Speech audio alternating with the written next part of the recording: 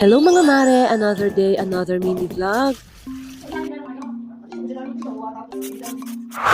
So eto nga mga mare, yung panibagong update dito sa pinapagawa naming resort. Ito nga ay nung Sunday ng hapon nang nakiusap kami sa aming nagtatrabaho na pumasok sila para tapos-tapusin at mapabilis yung pagtatrabaho dahil nga meron kaming deadline na hinahabol. Kaya naman si Daddy ay sinipag at nilutuan ng sopas itong mga trabahador. Mabilis talagang trabaho itong mga nagtatrabaho sa amin. Kasi alam niyo ba mga mare na kaninang umaga lang silang nag-umpisa magkabit ng tiles. At ngayon nga, alas 3 pa lamang ay napakarami na nilang naikabit dito sa sahig ng second floor. Yun yung isa sa pinagpapasalamat ko mga mare na nakahanap kami ng mga maaayos na nagtatrabaho. Yung hindi mo na kailangang bantayan para gawin ng maayos yung kanilang trabaho. So dito nga mga mare, sa second floor ay puti yung napili kong ilagay. Pero nilagyan ko nga ng ganitong may kaunting brown dito sa may parting bintana at saka dun sa harapan para sa may TV. Para pag nandito sila sa may bintana, nakaupo, ay kakaiba yung magiging vibes. Eto namang nagpipintura ay uunahin ng pinturahan etong labas. Kasi nga kailangan ng tapos-tapusin yung mga gagawin dito sa harapan. Dahil bago dumating yung event, kailangan na nilang tanggalin itong kanilang tungtungan. Kaya gagawin na rin nila yung kisame dito sa harapan para mailagay na rin yung ilaw bago pa nila ito tuluyang baklasin. Tapos itong pinto na in-order namin doon sa aming inungin ay dumating na din. At lahat nga ng tiles dito na pinamili namin ay na-deliver na din. At habang sila nga ay gumagawa ay eto't iniisip ko na kung ano kayang magandang ipintura at i-design dito sa harapan. Gusto ko sana ay maging unique at kakaiba yung design katulad ng ginawa ko dito sa ibaba. Nilagyan ko ng tiles na design yung pinakang poste. Kaso talagang gahol na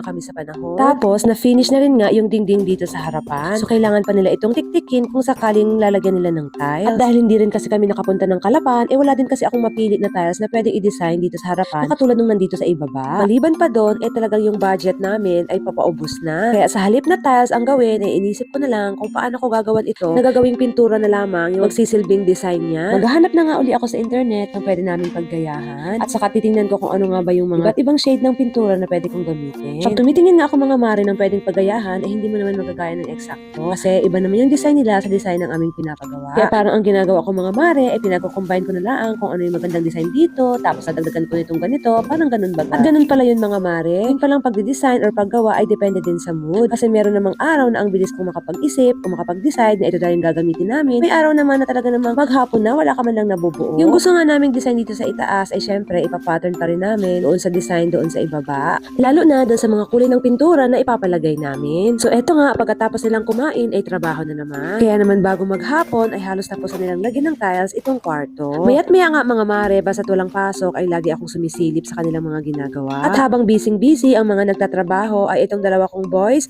ay busy din sa kakulitan. Nilalaro na nila itong binili namin na water gun nung bumili kami sa DIY ng ibang mga materyales. Yun ang mahirap kapag may kasama kang mga bata kapag namimili ka. Lagi silang may kabahagi. Pero okay na ito kesa naman sila ay mag-gadget. So yun lang muna mga mare. Bye!